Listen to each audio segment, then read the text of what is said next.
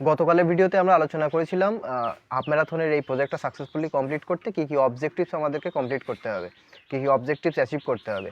But আজকে আমরা আলোচনা করব এই প্রজেক্ট কমপ্লিট করতে আমাদের কী কী অবস্টাকলস বা কী কী চ্যালেঞ্জেস ওভারকাম করতে হবে এবং সেই চ্যালেঞ্জেস ওভারকাম করার জন্য কী কী স্ট্র্যাটেজিস আমরা গ্রহণ করছি। প্রথমেই আমার মাথায় যেটা আসে সেটা হচ্ছে যে জুন মাসের 5 তারিখ আমরা ডেট ফিক্স করেছি।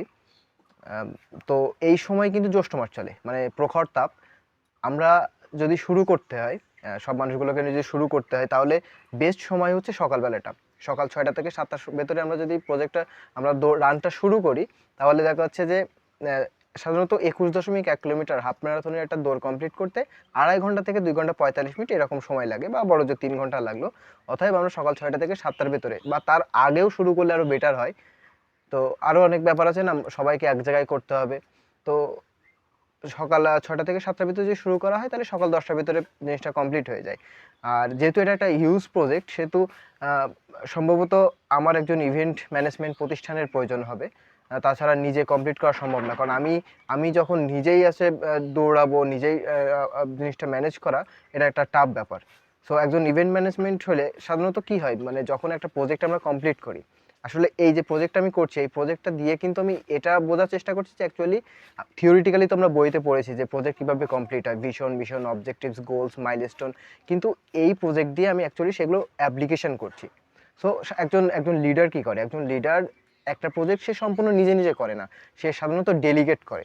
তো আমি আমি আমার ফোকাস থাকবে, আমি একটা ইভেন্ট ম্যানেজমেন্ট প্রতিষ্ঠান দিয়ে কাজটা কমপ্লিট করে নেব, মানে ওইখানকার যে ব্যাপারগুলো। কারণ আমি তো আরও সবগুলোকে আমাকে ম্যানেজ করতে হবে, সব পাজলগুলোকে ম্যানেজ করতে হবে। আমি গতকাল বলছিলাম আমাদের কী কী পাজলস আছে। আমাকে স্পন্সরের সাথে কথা বলতে হবে, আমাদের প্রায় 7 থেকে 8 লক্ষ টাকা, যদি 10,000 মানুষের জন্য নিয়ে আমরা দৌড়াতে চাই, তাদেরকে 7 থেকে 8 লক্ষ টাকা আমার স্পন্সর ম্যানেজ করতে হবে।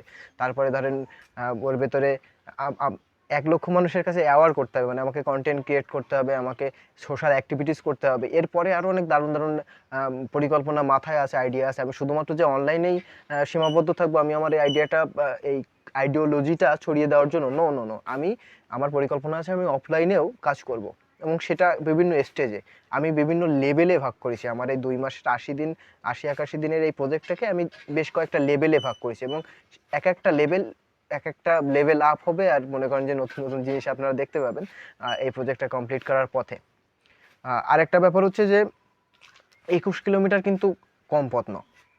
21 কিলোমিটার কিন্তু কম পথ না। তো এই 21 কিলোমিটার দৌড়ার জন্য প্রচুর মোটিভেশন এবং ডেডিকেশনের প্রয়োজন। একজন যদি প্রচুর মোটিভেটেড এবং ডেডিকেটেড না হয়, তাহলে প্রপারলি এটা কমপ্লিট করা সম্ভব না। তারপরে আরেকটা ব্যাপার হচ্ছে যে আমি কিন্তু এখন গ্রামে আছি, এবং আমি গ্রাম থেকে জিনিসটাকে অপারেট করার চেষ্টা করছি। আমি সমস্ত যে পাজলগুলো আছে এগুলা এক জায়গায় করার চেষ্টা করছি। তো you can say that I am somewhat underprivileged. গ্রামে বসে ব্যাপারটা একটু কঠিন। দেখা যাচ্ছে আমি যখন হাতিরঝিলে আমার ভেন্যুটা বুক করতে যাব, আমি যদি এখন ঢাকাতে থাকতাম, আমি সরাসরি হাতিরঝিলে অথরিটির সাথে দেখা করতাম, এবং তাদের কাছে আমি আমার অ্যাপ্লিকেশন দিতাম যে আমার অমুক তারিখে এতজন মানুষ নিয়ে আমি প্রজেক্টটা করতে যাচ্ছি, সো আমার জায়গাটা দরকার। তো আমি সেটা পারছি না, আমার এখন এটা ইমেইলে করতে হচ্ছে বা আমার কন্ট্যাক্ট করতে হচ্ছে। তো এই ব্যাপারটা আমি ডিনাই করতে পারি না, এটাকে আমার মেনে নিতেই হয়। আরেকটা হচ্ছে যে এটা কিন্তু 1% পেলে না, মানে এই দৌড়টা 1% পেলে না। আমি যদি শুধুমাত্র নিজে দৌড়াতে পারি, আমি শুধু নিজে দৌড়ালে কিন্তু আমি যে আইডিওলজিটা, যে কনসেপ্টটা অ্যাকচুয়ালি ছড়িয়ে দিতে চাচ্ছি, স্প্রেড করতে চাচ্ছি, এটা আসলে পসিবল না। সো এজন্য আমার আপনাদের হেল্প প্রয়োজন, আপনাদের সাপোর্ট প্রয়োজন।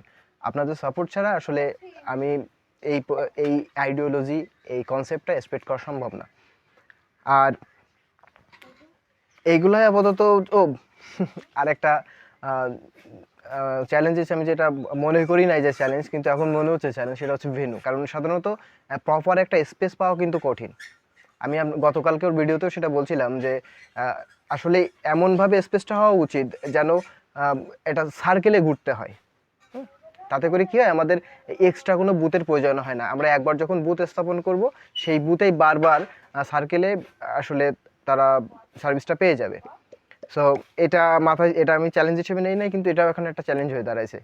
আর স্পন্সর ম্যানেজ করার জন্য বা বিভিন্ন রানিং গ্রুপের সাথে যোগাযোগ করার জন্য আমার এখন আমার তৈরি করতে হবে, অ্যাপ্লিকেশন তৈরি করতে হবে। এবং আমি অ্যাপ্লিকেশনে কী কী রাখছি, কীভাবে তৈরি করছি, আমি সেগুলো আমি এখানে আলোচনা করব।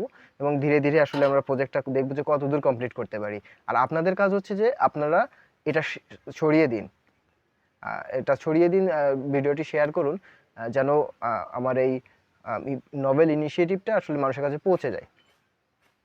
আজকের ভিডিও এই পর্যন্তই। আগামীকাল আবার কথা হবে।